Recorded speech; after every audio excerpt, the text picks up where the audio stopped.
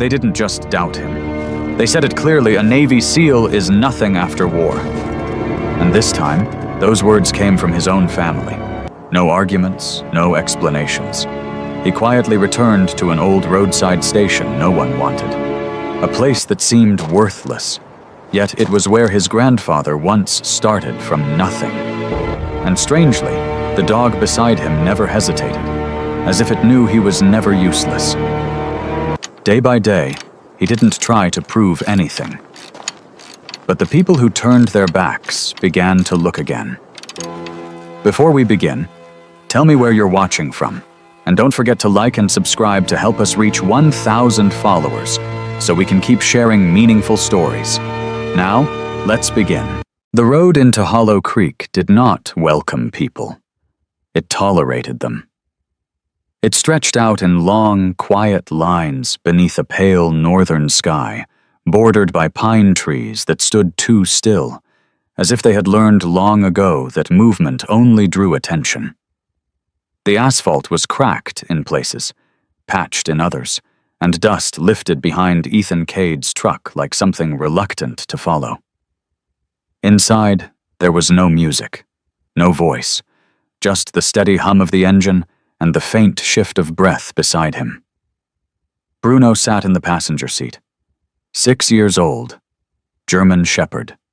Sable coat layers of cream, gray, and black that caught the light in uneven ways, like ash over embers. His build was lean, not bulky, every line of muscle shaped by function rather than show. His amber eyes were open, alert, but not restless. He wasn't looking out the window, but he was watching Ethan, not constantly, not in a way that demanded anything, just enough to notice. Ethan kept both hands on the wheel.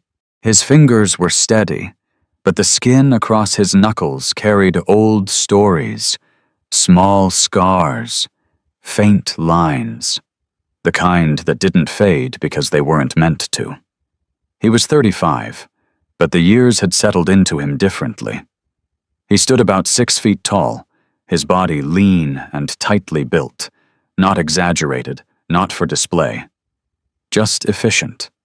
His face was clean-shaven, sharp lines defined by a square jaw and pronounced cheekbones. No softness, but not hard either, just set. His dark brown hair was cut short, military style, slightly longer than strict regulation, enough to suggest distance from the uniform but not separation from it. His eyes, gray-blue, held something that didn't move easily. When they rested on something, they didn't judge it. They simply took it in. He hadn't been back here in years. Not because he couldn't, but because there was nothing waiting. Or at least that's what he had told himself. The town sign appeared just past a bend. Hollow Creek, Pop. 1102. The numbers had been repainted more than once. They didn't quite align anymore. Ethan slowed slightly as he passed through. A diner sat on the left, windows fogged from inside. A gas station stood across from it, old pumps, faded red paint. A man leaned against the building, mid-40s, heavy-set, arms folded, not watching in curiosity, but in calculation. Ethan didn't look at him long. He didn't need to. Bruno's ears shifted just slightly. That was enough. They drove through without stopping.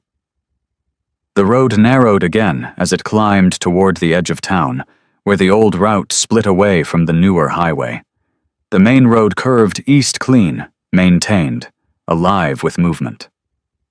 Ethan turned west. The tires rolled over older pavement, rougher, quieter. Pine trees closed in again, taller this time, as their shadows stretching across the road like something reaching. The truck slowed, then stopped. The building stood where the road widened just enough to breathe. The station. It didn't look like much.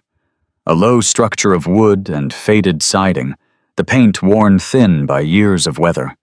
The roof sagged slightly at one corner, and the sign above the door, once bold, was now barely readable, the letters chipped and uneven. A couple of old fuel pumps stood off to the side, rust creeping along their edges. The lot was cracked, weeds pushing through where the ground had given up holding itself together. No movement, no sound, just a place that had been left. Ethan turned off the engine.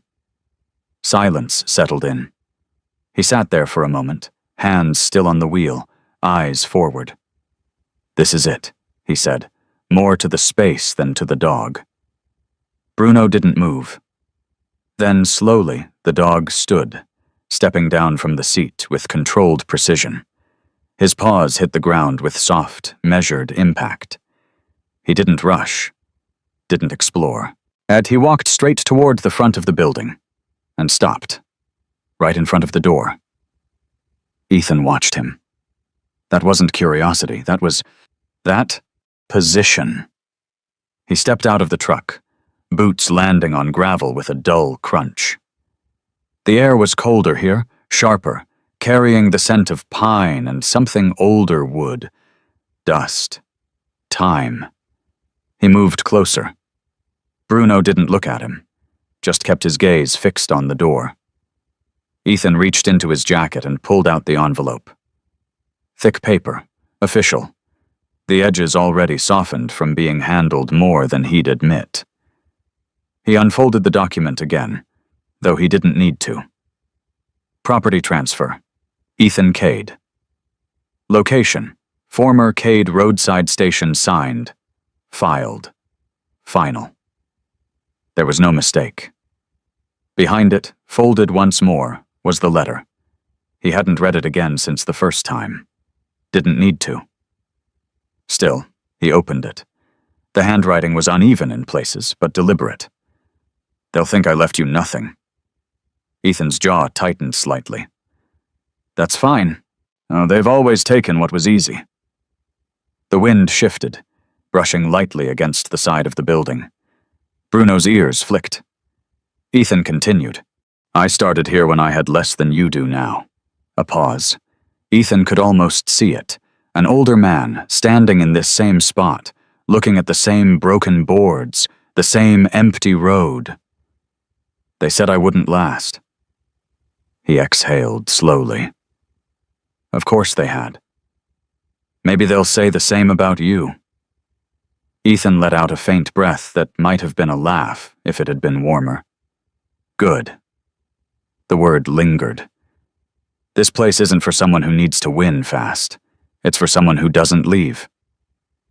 Ethan lowered the paper slightly. Didn't leave. He looked at the road behind him. Long. Quiet. Familiar. Bruno suddenly shifted. Not sharply. Not aggressively. But with purpose. The dog stepped forward one pace, then another, and placed himself directly between Ethan and the road. His body angled slightly, not blocking, but redirecting. Then he sat, not casually, deliberately, facing the station. Ethan frowned. "Bruno." No response. The dog didn't look back, didn't move, just sat there, as if the decision had already been made and it wasn't his to question. For a brief second, something old stirred in Ethan's chest. Not memory exactly, not instinct, recognition. The same stillness before a choice, the same moment where walking away would be easier. He folded the letter again, slower this time, slid it back into the envelope. The wood of the building creaked softly as the wind pressed against it. A loose panel shifted, then settled. Ethan stepped forward. The door was heavier than it looked. The hinges resisted at first, then gave with a long, low groan that echoed into the space beyond. Dust lifted in the air, catching the light in slow motion. Inside, the station held its breath. A counter stretched along one side, worn smooth in places where hands had once rested again and again. On shelves lined the back wall, mostly empty now, a few forgotten items left behind like afterthoughts. A chair sat near the corner. Old. Wood. one leg slightly shorter than the others. Ethan stepped inside. His boots sounded louder than they should have. Bruno followed, slower, nose lowering slightly as he moved. Not searching, mapping. Ethan's eyes moved across the room, then stopped. The chair. He walked toward it, each step measured, ran his hand along the backrest. There, near the top, carved faintly into the wood, almost worn away, C.C. Cade. He swallowed once, not visibly, but it was there. The letter echoed again in his head. I started here. Ethan pulled the chair back slightly. It wobbled, just enough to be annoying. He paused, then crouched, adjusting the leg with a small piece of wood from the floor, wedging it carefully until it sat even. He stood, tested it, stable. Bruno watched him. For the first time since they arrived, the dog's posture eased just slightly. Ethan didn't notice. Or maybe he did. He turned, looking back toward the door. The light outside had shifted a little, the shadows longer now. The road was still there, still open, still offering. He walked to the entrance and stood in the doorway. Same spot, same angle.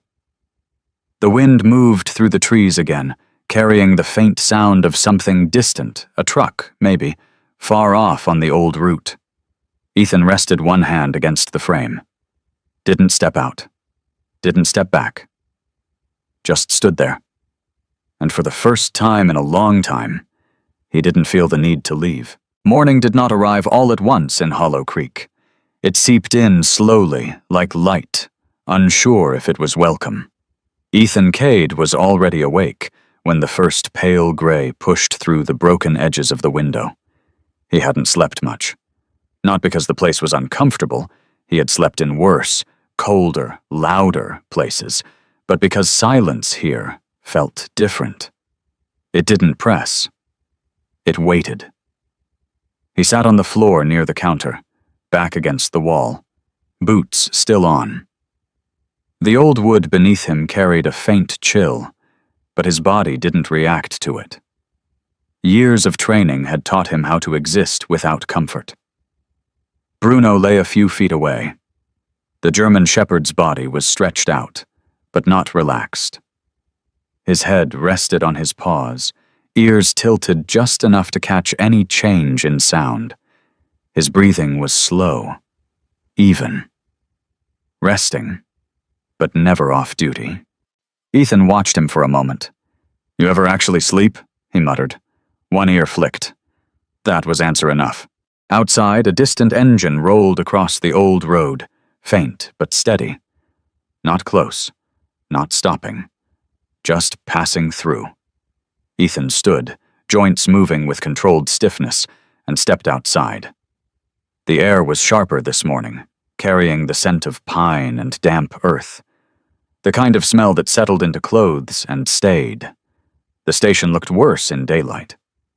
What had seemed quiet in the evening now revealed itself as neglect. The paint was more worn than he remembered. The cracks in the lot ran deeper. The fuel pumps leaned slightly, as if they had given up standing straight years ago. He walked the perimeter slowly, assessing. The way he always had, structure, entry points, weak spots, lines of sight. Old habits didn't fade, they adapted. A truck passed on the distant curve of the road. Ethan turned his head just slightly. Old route, still in use. Not much, but not dead. Behind him, Bruno stepped out of the station and moved beside him, his nose lifting briefly to the air. He didn't wander, didn't chase scent trails. He stayed within a few steps of Ethan. That was new. Ethan noticed it, didn't comment. Instead, he crouched near one of the fuel pumps, running his hand along the metal surface. Rust flaked beneath his fingers. The hoses were stiff, cracked, dead. For now. A voice carried from behind him. "You planning on bringing that thing back to life?" Ethan turned. The man stood near the edge of the lot, hands tucked into the pockets of a worn jacket. Mid-40s, maybe older. It was hard to tell. His build was solid but softened by years of long drives and inconsistent rest. His face held the kind of tired that didn't come from one bad night, but from too many similar ones. He wore a faded baseball cap, the brim curved low, shadowing eyes that still managed to stay sharp. There was a steadiness to him. Not aggressive, not defensive, just present. Ethan straightened. "That depends," he said. "You planning on stopping?" The man let out a quiet breath that might have been a laugh. "Not today." He stepped closer, boots crunching against gravel. Up close, the lines around his eyes were clearer. Not bitterness, just wear. "Name's Evan Dorsey," he said, extending a hand.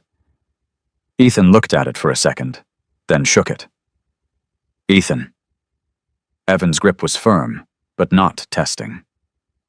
"Yeah," Evan said. "Figured." He glanced toward the station, then back at Ethan.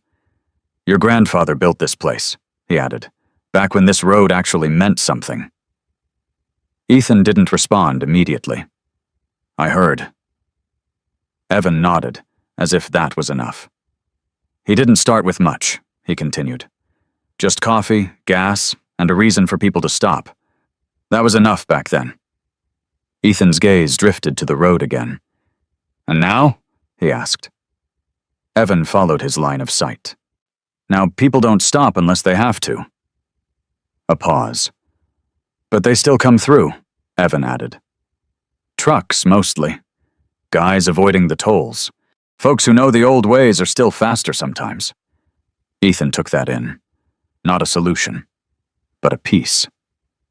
Bruno shifted beside him, his attention briefly on Evan. Not tense, just reading. Evan noticed. "That dog yours?" he asked. Ethan nodded. "K9? Evan guessed. "Used to be."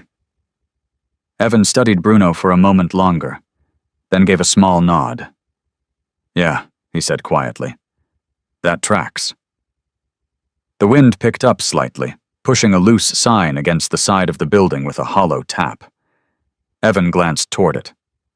"You'll need permits," he said after a moment. "Can't just open up and start serving people. Sheriff will be by sooner or later." Ethan gave a small nod. "I figured." Evan hesitated, then added, "Name's Mercer. Dale Mercer. Not a bad guy. Just doesn't like surprises." Ethan almost smiled. Neither did he.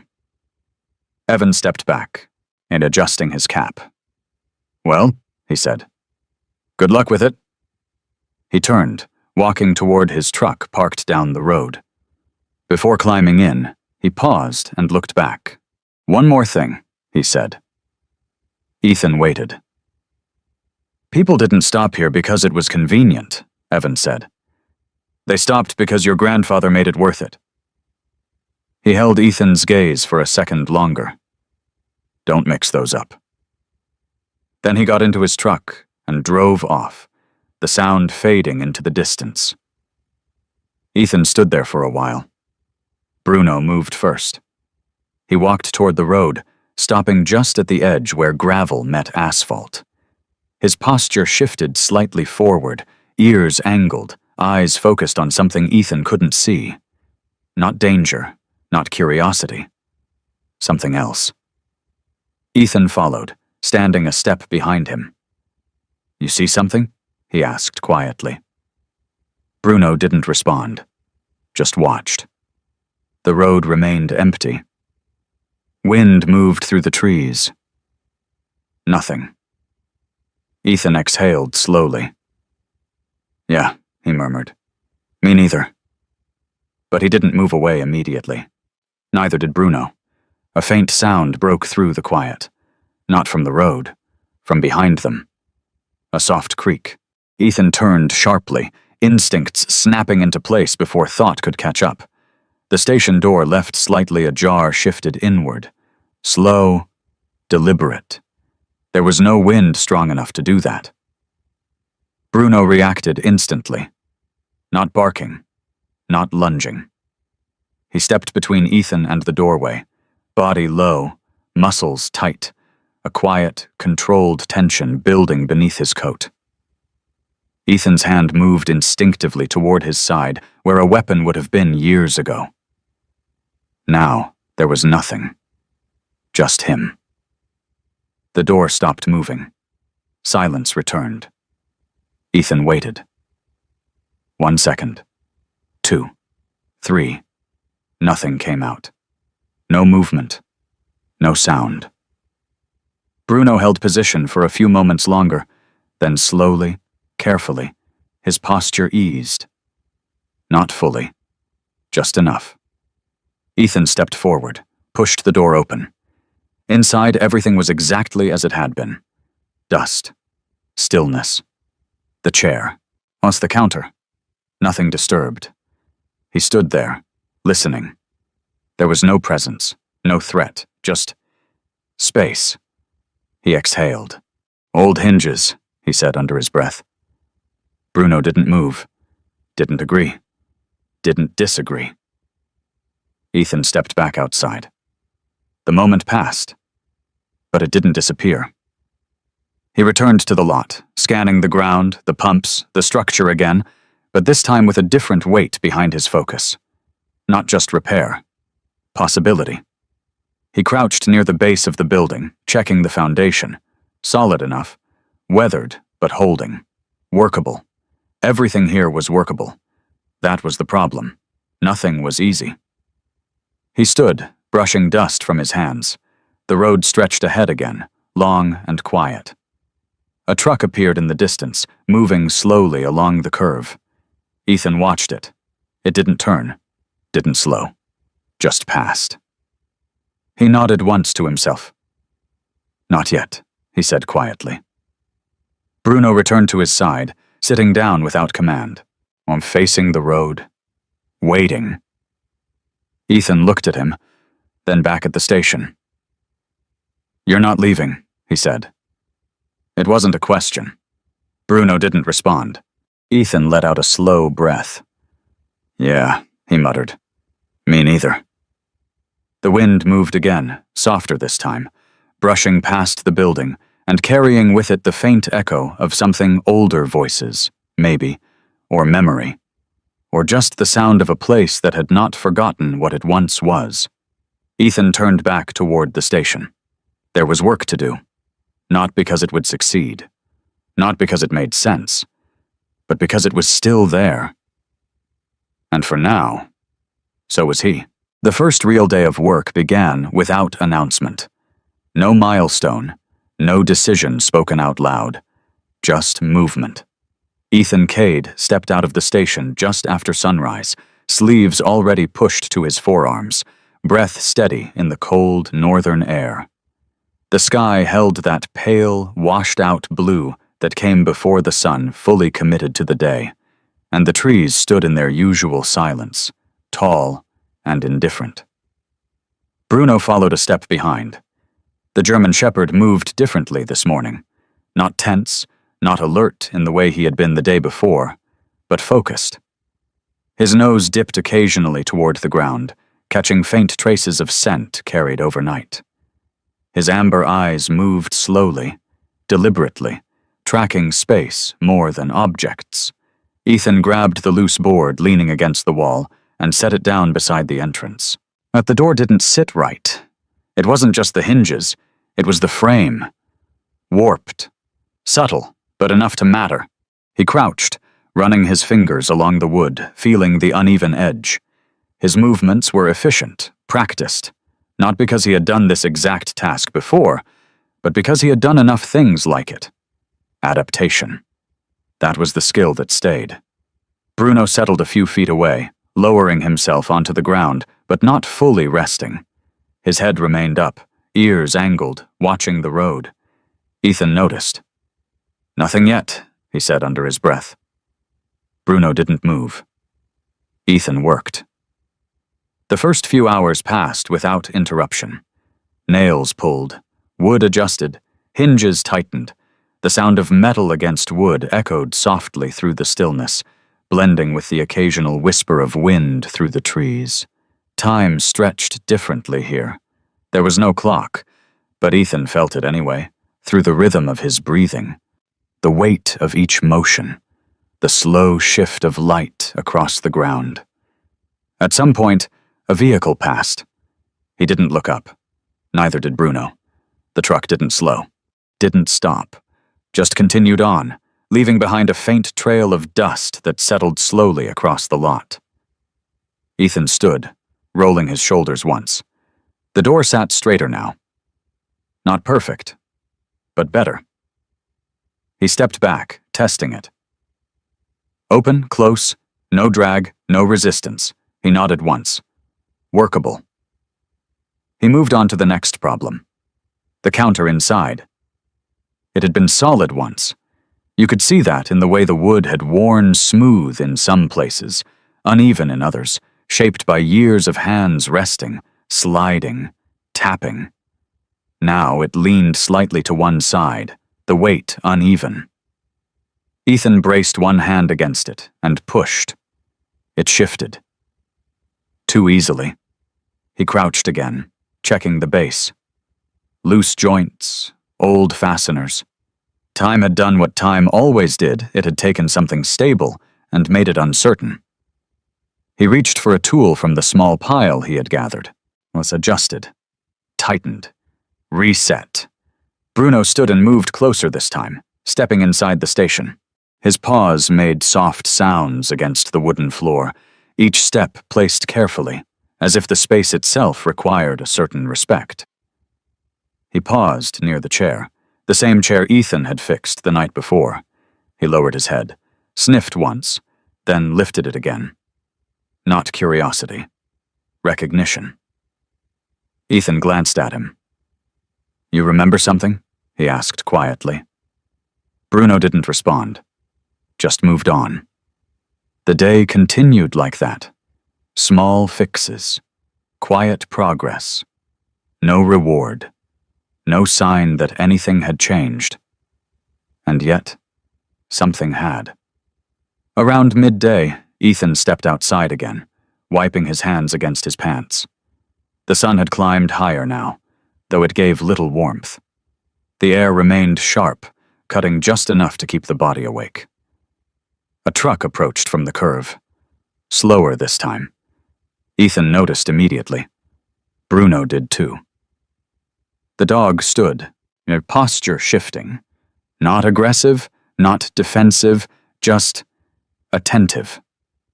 The truck rolled closer, engine low, steady. It didn't pass. It pulled into the lot. Gravel shifted under the tires as the vehicle came to a stop near the pumps. Ethan didn't move. He watched. The driver's door opened. A man stepped out. Mid-30s.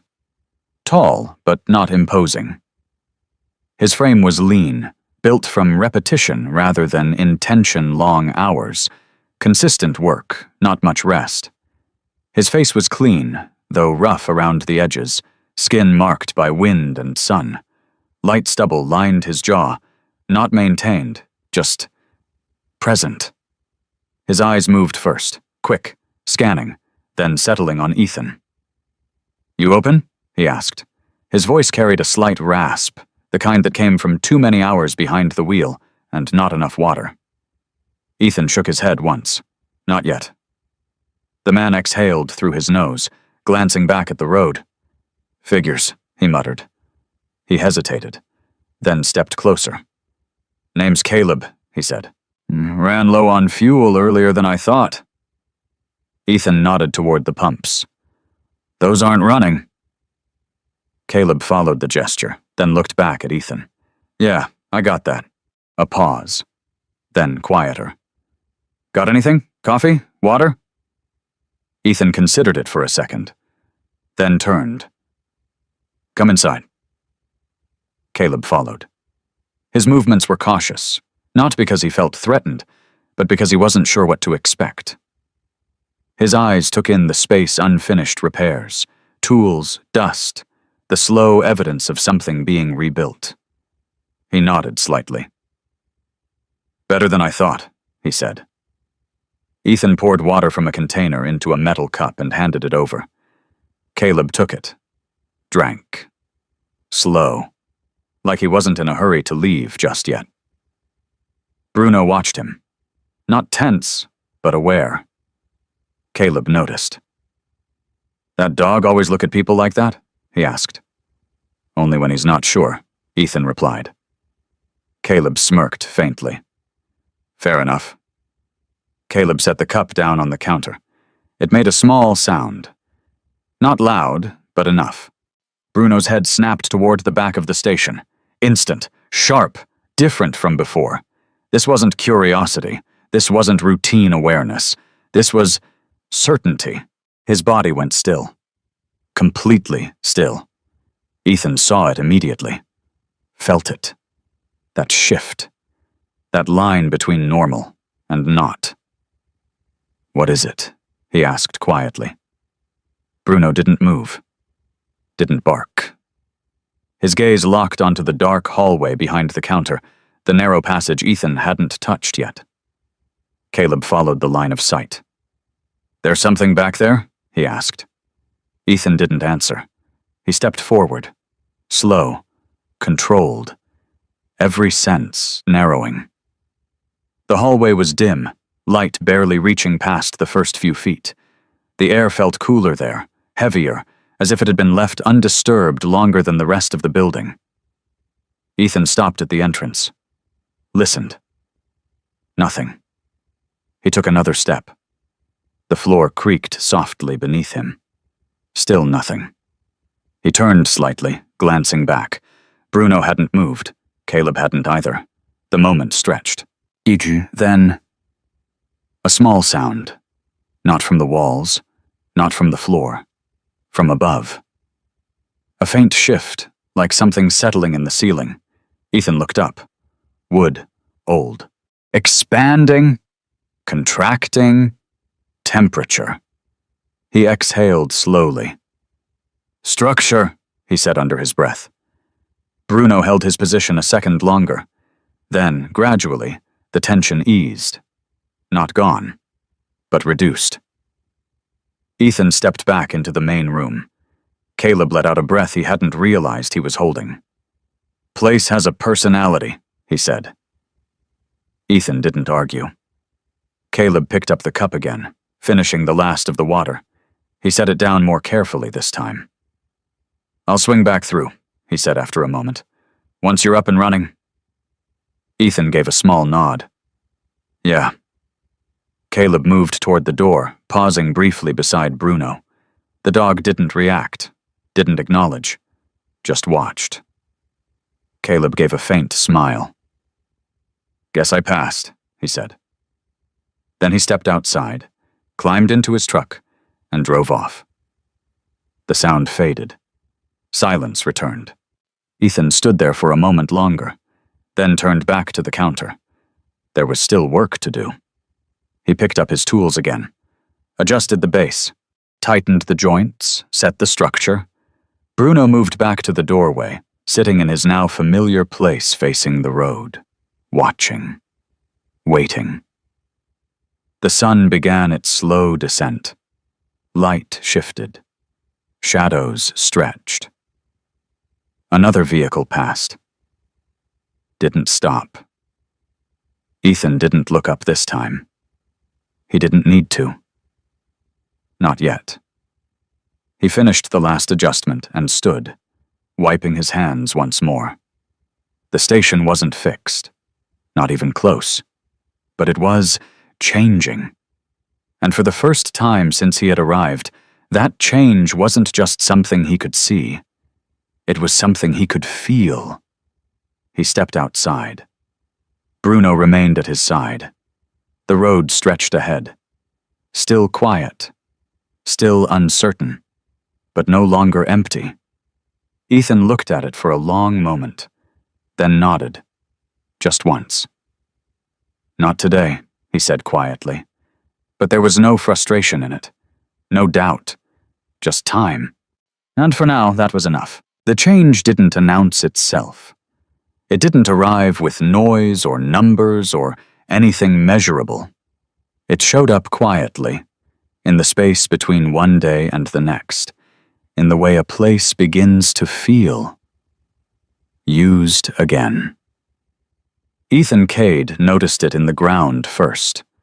The gravel in the lot shifted differently under his boots that morning. Not by much, just enough to tell him that more than one set of tires had pressed into it since the day before. The marks weren't deep, but they were there, subtle arcs, angled departures, a hesitation near the front where a vehicle had slowed, almost stopped, then moved on. He crouched, running his fingers lightly across the surface. Fresh. Not hours ago, but not old either. He stood, scanning the road.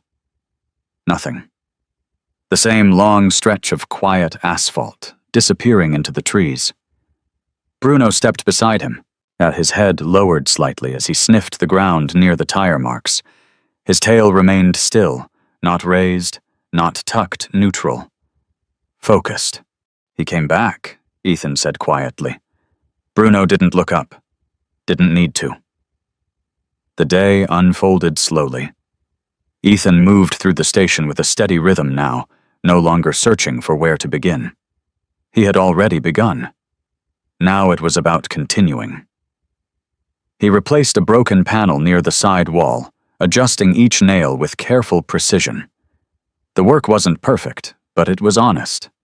Functional. That was enough. Around mid-morning, a vehicle passed. Then another. Neither stopped, but both slowed. Ethan noticed. He always noticed. Bruno did too. The dog had taken his place just outside the doorway again, sitting with his body angled toward the road. Not guarding, not waiting, just present. A third vehicle appeared. This one didn't slow. It drove straight through, tires humming against the old pavement, disappearing beyond the curve. Ethan didn't react. He had learned long ago that expectation only led to distraction. Instead, he kept working. Inside, the station had begun to shift in ways that weren't obvious at first glance. The counter stood straighter now, the door closed cleanly. The chair, his grandfather's chair, sat level, stable, no longer rocking under weight. Small things, but they added up. The sound of an engine broke through the air again. Closer this time. Ethan paused, setting down the hammer. He stepped outside. A dark pickup truck rolled slowly into the lot, tires crunching over gravel. The vehicle came to a stop near the edge, not pulling in fully, as if undecided. The driver's door opened. A man stepped out. Late 50s. Broad across the shoulders, though age had begun to settle into his frame, softening what had once been strength. His face was lined not just by time, but by something heavier, regret, maybe, or stubbornness worn thin. He had a short gray beard, trimmed but uneven, and his hair, what remained of it, was cut close to the scalp. His eyes were sharp but guarded, the kind that looked at a person and saw history before anything else. Harold Quinn. Ethan didn't need an introduction.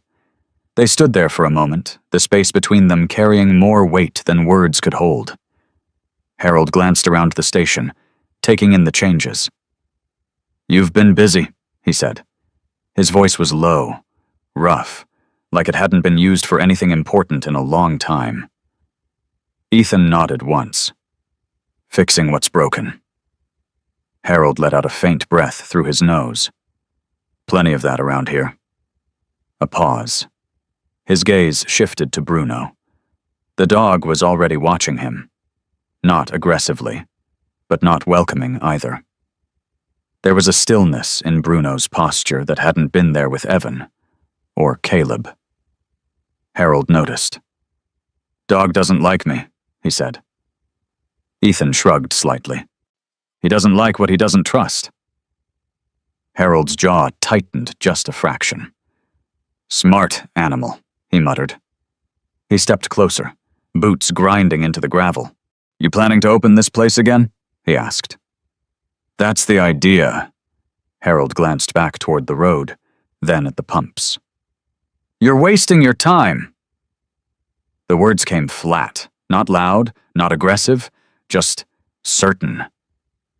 Ethan didn't respond immediately. Maybe, he said after a moment. Harold's eyes narrowed slightly. That road out there? He continued, gesturing with his chin. It's not what it used to be. People don't stop anymore, not unless they have to. Ethan met his gaze. Then I'll give them a reason. Harold studied him for a long second. There it was. Not anger. Not yet. Something closer to discomfort. Like watching someone make a choice you once had and didn't take. He looked away first. Bruno shifted. Not toward Harold. Toward the truck. His head turned sharply, ears lifting, or body rising from its seated position in one smooth motion.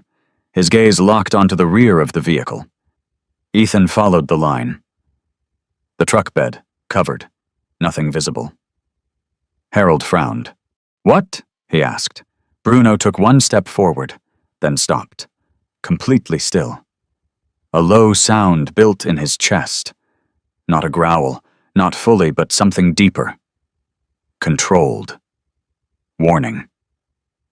Ethan stepped closer, eyes narrowing. Open it, he said quietly. Harold hesitated. For just a second. Then walked to the back of the truck and pulled the cover aside.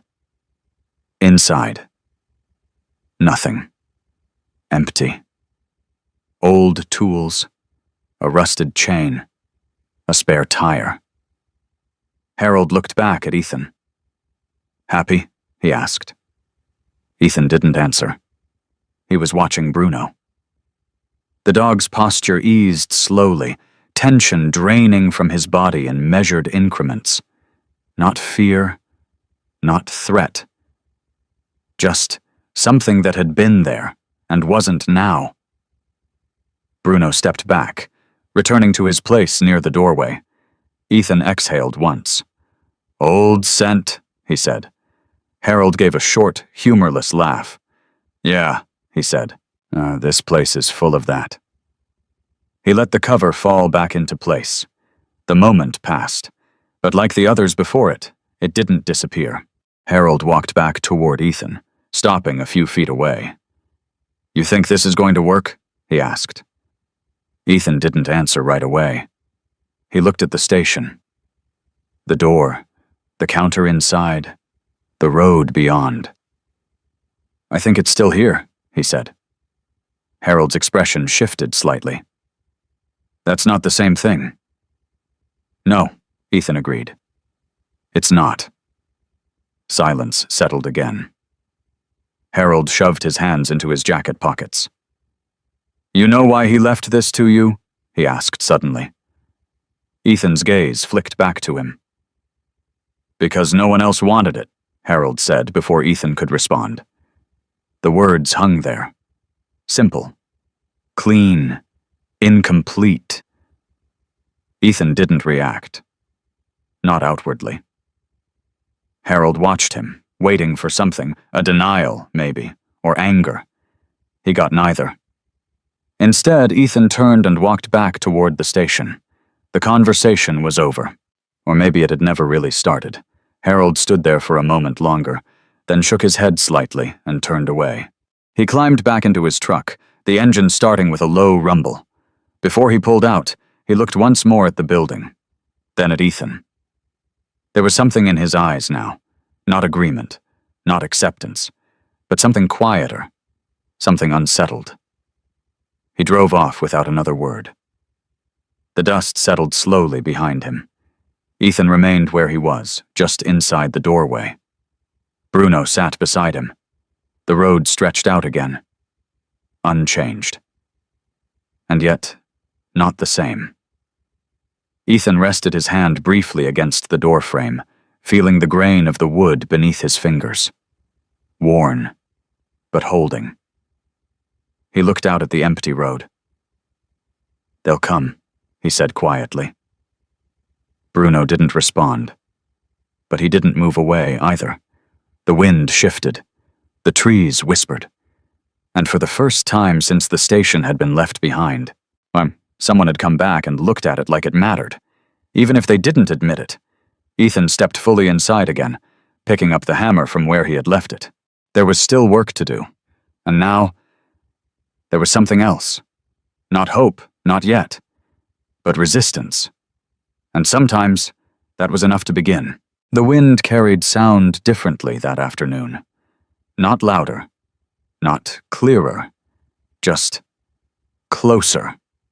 Ethan Cade noticed it while standing behind the station, one hand braced against the outer wall as he checked the integrity of a section that had begun to pull away from the frame. The wood there had taken years of weather without repair. Fibers split and edges softened into something that no longer resisted pressure. He pressed once. The board shifted. Too easily. He exhaled slowly. "Yeah," he murmured. "You're not staying like that." Bruno stood a few feet away, angled toward the open stretch of road beyond the trees. The German shepherd's posture had changed again over the last day, not tense, not uncertain, but settled into a pattern. He no longer scanned every movement. Instead, he chose where to look. And once he chose, he stayed there. His ears tilted forward now, catching something Ethan hadn't fully registered yet. Ethan followed his gaze. The road curved out of sight, framed by tall pines that leaned inward just enough to narrow the view. Nothing visible. But something was coming. He wiped his hands against his pants and stepped around to the front of the station. The engine reached him first. Low. Uneven. Strained. A vehicle came into view, moving slower than anything he had seen pass so far.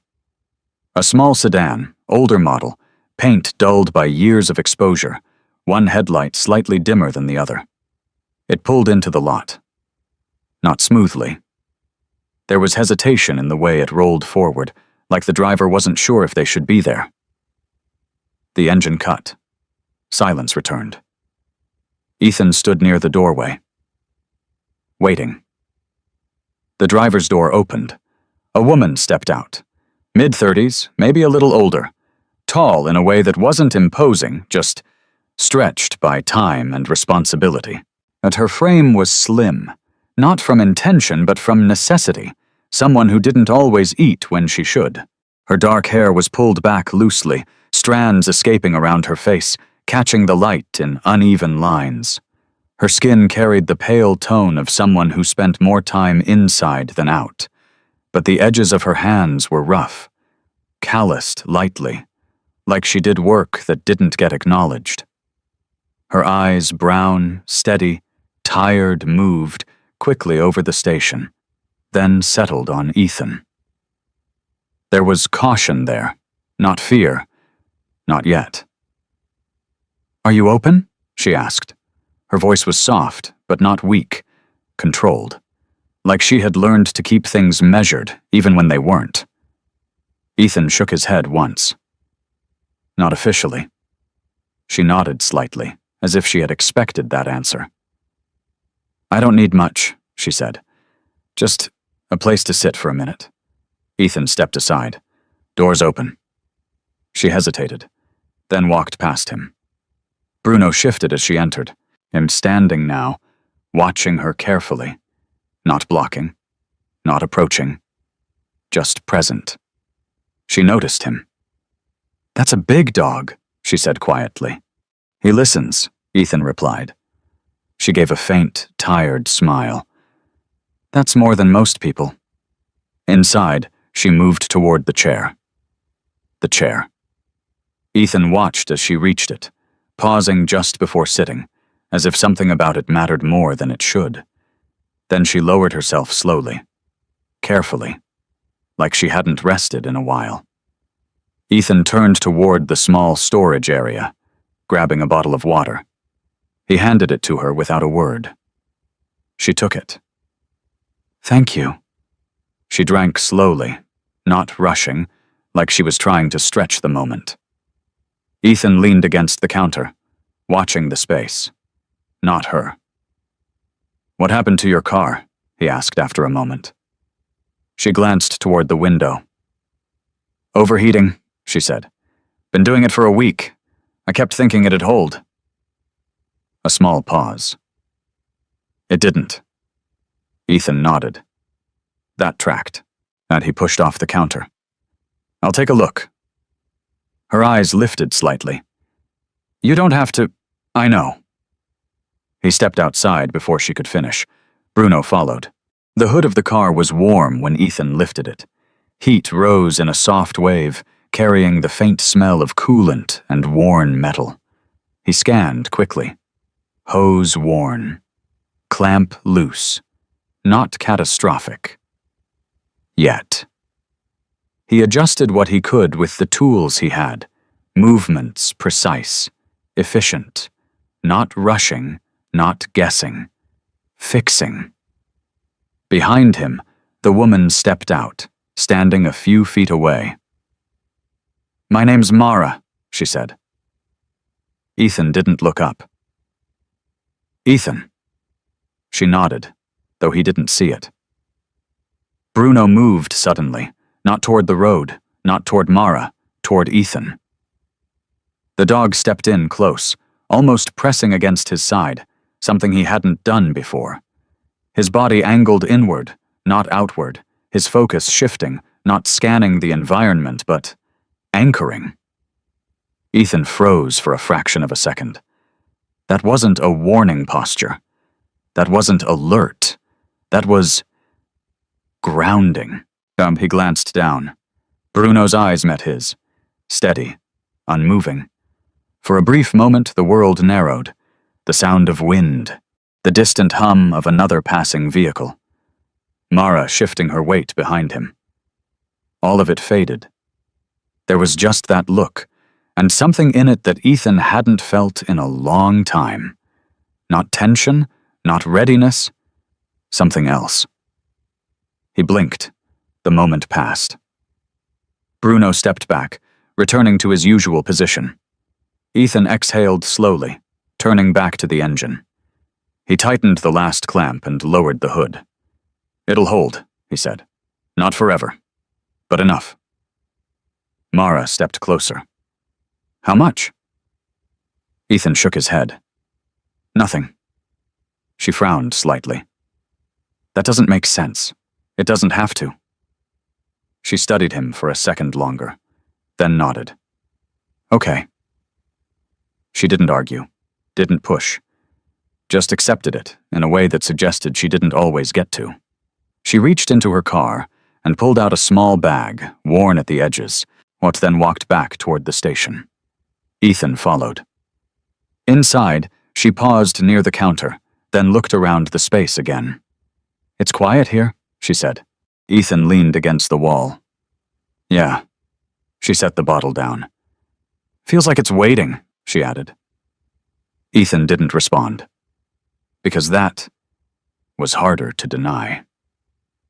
Mara moved toward the door. Before stepping out, she glanced back once. "You'll open it," she said. Not a question. Ethan met her gaze. "Working on it."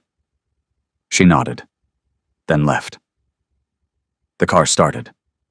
This time, the engine sounded steadier. Not fixed, but holding. She pulled out slowly, then onto the road, disappearing into the trees. Ethan stood in the doorway, watching. Bruno sat beside him. The road stretched out again. But something had shifted. Not in the distance, in the space right in front of him. A place where someone had stopped. Not because they had to, because they chose to. Ethan looked down at his hands, still marked, still carrying the past. Then at the station, still broken, still standing. He nodded once. "Yeah," he said quietly. "That's how it starts." Bruno didn't move, but his tail shifted once against the ground, And for the first time, the station didn't feel like something that had been left behind. It felt like something that could hold. The mornings had started to feel different. Not louder, not busier, but no longer empty. Ethan Cade stood just outside the station, one hand wrapped loosely around a chipped enamel mug that held more warmth than taste. The coffee was thin, almost bitter, but it did what it needed to do, kept his hands from going cold, kept his body moving. The gravel in the lot carried more marks now. Not many, but enough. Tire tracks overlapped in places, some shallow, some deeper. A pattern beginning to form, not consistent, not reliable, but present. Bruno sat beside the doorway, his posture relaxed in a way that would have looked casual to anyone who didn't know better. His body was still angled toward the road, but his head rested lower now, ears shifting only when something earned it. He wasn't watching everything anymore, just what mattered. Whilst Ethan noticed that, he noticed everything. The sound of a vehicle approached, not fast, not slow, deliberate. Ethan didn't turn right away. He took one more sip, then set the mug down on the edge of the wooden post. The truck rolled into view. He recognized it before it fully came into the lot. Same dark pickup. Same uneven idle. Harold Quinn. The truck didn't stop immediately this time. It rolled forward, then paused, then adjusted slightly before settling near the side of the station. Not as close as before, not as distant either. A middle ground. The engine cut. Silence followed. Ethan remained where he was. Bruno lifted his head. The dog's posture changed, not tense, not defensive, but aware in a deeper way. His eyes tracked the driver's door before it even opened. Harold stepped out. He looked different. Not dramatically, but enough.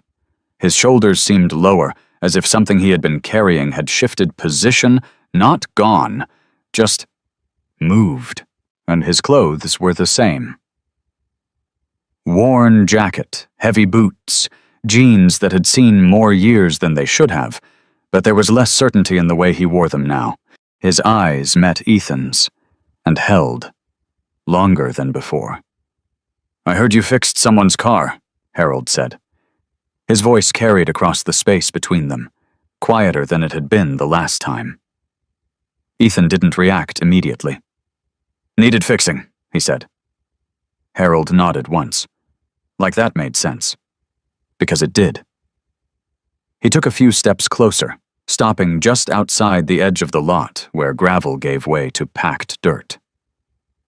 Bruno stood, not moving forward, just rising.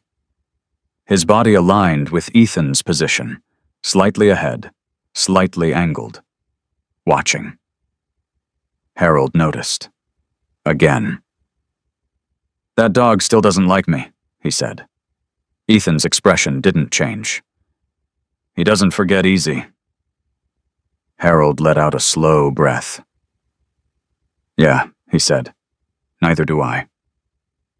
A pause stretched between them. Different this time. Not sharp, not defensive. Just there. Harold looked at the station, at the door, at the repaired panels, at the chair inside, visible through the open frame. His gaze lingered there. "You fixed that," he said. Ethan followed his line of sight. "Needed fixing." Harold nodded again, but this time something in his expression shifted. Not agreement, not approval. Something closer to recognition. Bruno moved. Not toward Harold, not toward the road. Toward Ethan. He stepped closer than he usually did during conversations, positioning himself just at Ethan's side, his shoulder almost touching Ethan's leg. Then he sat. Slowly. Deliberately. And for the first time since Harold had arrived, he looked away from Harold. Completely. As if the decision had been made. Ethan felt it. Not as a signal. as a change, a line that had been held and was now lowered. He didn't react outwardly, but something in his chest shifted, Harold noticed too. "You train him to do that?" he asked quietly. Ethan shook his head once. "No." Harold looked at Bruno for a moment longer, then back at Ethan. "Figures." He stepped forward again, closer this time. Not enough to close the distance completely, but enough to show intention. "I need work," he said. The words landed without force, but they didn't need it. Ethan didn't answer right away. He studied Harold. Not his face, not his posture. Something deeper. Looking for consistency. Harold didn't look away, didn't defend, didn't explain. He just stood there, waiting. Ethan glanced briefly at Bruno. The dog didn't move, didn't react, just remained. Neutral. That was new. Ethan exhaled slowly.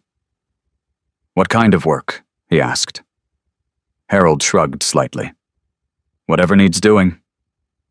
There was no pride in it, no performance, just truth. Ethan nodded once. "There's a section out back," he said. "Wall's starting to separate from the frame. Needs reinforcing." Harold followed his gaze. "I can do that." Ethan stepped aside. "Then start there." No handshake, no agreement spoken, just movement. Harold walked past him. Not rushed, not hesitant, just forward. Bruno watched him go, for a moment, then turned his attention back to the road. Ethan picked up his mug again. The coffee had gone colder. He drank it anyway. Behind the station, the sound of work began. Wood shifting, tools moving. The rhythm wasn't clean at first, slightly off, like someone remembering how to do something they hadn't touched in a long time. But it steadied, gradually. Ethan didn't interfere. He moved inside, checking the supplies, adjusting what he could, letting the sound behind him exist without controlling it. Time passed. Not quickly, not slowly. Just enough. At some point, Ethan stepped outside again, walked around to the back.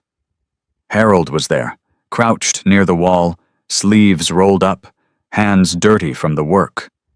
His movements were more confident now, less uncertain. The muscle memory had returned, or maybe it had never left. He looked up briefly as Ethan approached. It was worse than it looked," he said. Ethan nodded. "Usually is." Harold gave a faint, almost tired smile. "Yeah." He went back to work. No conversation, no tension. Just two men in the same space, doing something that needed doing. Bruno appeared a few minutes later, walking the perimeter once before settling down near the edge of the lot where he could see both the road and the back wall. Balanced. Always balanced. Ethan leaned against the side of the building, arms folded loosely. He watched Harold work, watched the way his hands moved, the way he adjusted pressure, the way he checked alignment before committing. Not careless. Not anymore. Ethan had seen that before, in other places, other people. The ones who had something to lose, the ones who knew it. The work continued until the light began to shift again. The sun dipped lower, shadows stretching across the ground. Harold stood, wiping his hands against his jeans, stepping back to look at what he had done. The wall held. Straight. Secure. Ethan pushed off the wall and stepped forward, testing it with a firm hand. Solid. He nodded once. "That'll hold." Harold didn't smile, but something in his shoulders lifted slightly. "Yeah," he said. He gathered his tools slowly, not rushing to leave, not staying longer than needed, just finishing. Ethan walked back toward the front. Harold followed a few steps behind, stopping near the edge of the lot. "Same time tomorrow?" Harold asked. Ethan looked at him, measured, then nodded once. Yeah. Harold gave a small nod in return. No more words. He climbed back into his truck. The engine started. The vehicle pulled away. This time, it didn't hesitate, didn't linger. It just left. Ethan stood in the doorway again. Bruno beside him. The road stretched out, unchanged. But something had been added to it. Not a person. Not a promise. Something quieter. A shift. Ethan rested his hand against the doorframe. The wood felt different. Not because it had changed. Because something else had. He looked down briefly at Bruno. The dog didn't look back. He didn't need to. Ethan exhaled slowly. Yeah, he said under his breath. That's how it works. And for the first time since he had arrived, he wasn't doing this alone. Spring didn't arrive loudly in Hollow Creek. It unfolded. Slowly, like something remembering how to live. The snow that once clung stubbornly to the edges of the road had pulled back into shadows. The ground beneath the station had softened just enough to carry the scent of earth again. Not dust, not decay, but something quieter, something patient. Ethan Cade stood at the front of the station, one hand resting loosely against the wooden post that now stood straight, reinforced, holding its place against time. The building had changed, not in a way that demanded attention, but in a way that made it impossible to ignore. The door no longer sagged, the counter stood balanced, the walls once uncertain held steady against the wind that moved through the trees with less resistance now, as if even the forest had decided this place deserved to remain. Bruno lay near the entrance. Older now, if not in years, then in something deeper. His sable coat caught the light in quiet patterns, the mix of cream, gray, and black, blending into something that felt grounded. His body rested, but not loosely. There was still tension in him, still purpose, just not the kind that came from searching. The kind that came from knowing. Ethan watched the road. He didn't wait anymore. That was the difference. Vehicles came. Some slowed, some didn't. A few stopped. Not many, but enough. Inside the station, a small shelf now held items that hadn't been there before: bottled water, a basic coffee setup, a handful of packaged food that didn't promise much, but offered something. It wasn't a business yet, not in the way people would measure, but it was functioning. Behind the station, the sound of movement carried lightly through the air. Harold Quinn worked without needing to be told. His hands moved with familiarity now, reinforcing structures, replacing worn sections, adjusting what Ethan had started. There was less hesitation in him. Not gone, but quieter. The past hadn't left him. It had just shifted. Ethan turned slightly, watching him for a moment. Harold didn't look up, didn't need to. They had learned each other without conversation. That was enough. The sound of another vehicle approached. Ethan didn't move. Bruno lifted his head slightly. The car slowed, turned, pulled into the lot. A familiar sedan. Mara. The engine cut. This time she stepped out without hesitation. Her posture had changed, too. Not dramatically, but enough. She moved like someone who had decided something. Her dark hair was tied back more tightly now, less loose than before, and there was more color in her face, not from rest, but from movement, from direction. She walked toward the station. "You're open," she said. Ethan nodded once. "Enough." She stepped inside, glancing briefly at the shelves, the counter, the space. "It feels different," she said. Ethan leaned against the wall. It is. She set a small bag on the counter. Coffee beans, she said. Better than what you're using. Ethan glanced at it, then at her. You didn't have to. She shrugged lightly. I know. A pause. Then softer. Someone did that for me once. Ethan didn't ask. He didn't need to.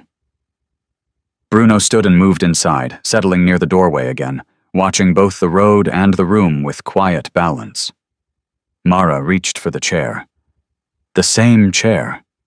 She paused again, just as she had before. But this time, she didn't sit immediately. Her hand rested lightly on the backrest. Her fingers traced the faint carving. CC. She tilted her head slightly, as if listening to something not quite there. Then she spoke. My grandfather used to mark his tools like this, she said quietly. Said if something lasted long enough to be passed down, it deserved to be remembered. Ethan felt it, not as memory, as alignment. Different lives, different places. Same idea. He stepped closer, just slightly. He built this place, Ethan said. Mara nodded. I can tell. She sat. This time, fully, comfortably. Like the chair belonged to her as much as it had ever belonged to anyone else. Bruno watched her. Then, slowly, he lowered himself to the floor. Not in readiness, not in caution. In rest. Complete. Ethan noticed. That was new. The door creaked softly as the wind moved again, but it didn't shift out of place. It held. Everything here was starting to hold. Mara leaned back slightly in the chair, her gaze drifting toward the doorway. People will come, she said. Ethan didn't answer right away. Not because he doubted, because he no longer needed to say it. Another vehicle passed, then another. One slowed, turned. A truck pulled into the lot. Not Caleb, not Harold. Someone new. A man stepped out. Late 20s, maybe early 30s. Lean, restless energy in the way he moved. Like someone used to chasing something he hadn't found yet. His clothes were clean, but worn at the edges. Boots scuffed. Hands slightly unsteady. Not from weakness, but from too much caffeine. Too little rest. He looked around. Then at Ethan. You open? He asked. Ethan nodded once. Yeah. The man stepped inside, glancing briefly at Mara, then at Bruno. He hesitated. Just a second. Then relaxed. Name's Tyler, he said. Ethan nodded. Ethan. Tyler moved toward the counter, running a hand along its surface. You fix this place up? He asked. Working on it. Tyler nodded. Good, he said. Road needed something like this. Ethan glanced at him. Why? Tyler shrugged. Because not everything should be fast, he said. Some places, people need to stop. Mara looked at him, then at Ethan. No one spoke, because nothing needed to be added. Harold stepped around from the back, pausing when he saw the scene, the room, the people, the space. He didn't interrupt, didn't insert himself. He just stood there and watched. Ethan saw him, held his gaze for a moment, then nodded once. Harold nodded back. No words, Bruno shifted slightly, adjusting his position so that he faced the room. Not the road this time. Balanced. Everything. Balanced. The light outside softened as the sun lowered, casting long shadows across the lot. The station stood. Not as something restored. Not as something new. As something that had always been there. Waiting. Ethan stepped outside once more, standing at the edge of the lot. The road stretched ahead. Still quiet. Still uncertain. But no longer empty. He looked back at the station. At the door. At the people inside. At the dog, who no longer needed to watch everything. He exhaled slowly. There had been a time when he would have left, when staying would have felt like a risk. Now, it felt like the only thing that made sense, and he rested his hand against the post again. The wood was solid beneath his fingers, unmoving, reliable, like something that had chosen to remain. Ethan nodded once, almost to himself. "Yeah," he said quietly. And this time, there was no hesitation. There are moments in life when everything we see feels small, broken, or not worth holding on to. We are handed things that look like burdens, places that seem forgotten, or paths that appear to lead nowhere. And in those moments, it is easy to believe that nothing meaningful can grow from them. But sometimes, what looks like nothing is where everything begins. God does not always work through grand signs or sudden miracles. More often, he moves quietly through persistence, through kindness, through the strength to stay when leaving would be easier. A worn place can become a place of healing. A tired heart can become a source of strength for others. And a simple act of helping someone, even when you expect nothing in return, can change more lives than you ever realize. The miracle is not always in what we receive. Sometimes, and it is in what we choose to build, protect, and give day after day, even when no one is watching. If you are in a season where life feels uncertain, where your efforts seem unnoticed, remember this. God sees what you are building. He sees your patience, your faith, and your quiet strength. And in His time, what you have held onto with honesty and courage will begin to grow. If this story touched your heart, take a moment to share where you are watching from or leave a comment about what you are going through. Your story matters, and you are not alone. Please consider subscribing to the channel so you don't miss more stories about faith, resilience, and second chances. May God bless you, protect you, and guide your path wherever you are today.